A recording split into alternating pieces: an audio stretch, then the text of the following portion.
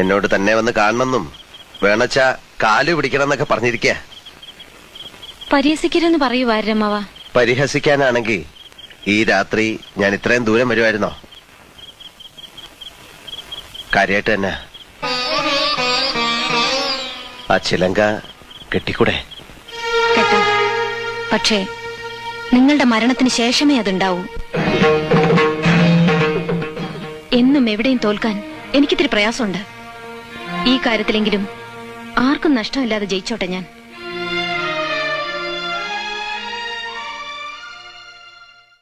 അത്രയും വേണ്ടിയിരുന്നില്ല ഭാനുവച്ചി.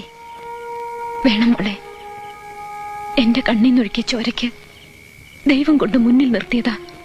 എന്നാലും ആരുടെ മുന്നിലും തലകുനിച്ചിട്ടില്ലാത്ത ആളാ. ഇവിടെ കയറി വന്ന് ചെയ്ത തെറ്റിന് മാപ്പ് പറയുന്നതിന് തുല്യല്ലേ ഇത്? അപ്പൊ പിന്നെ ചേച്ചി ഒന്ന് താഴ്ന്നു കൊടുക്കായിരുന്നു.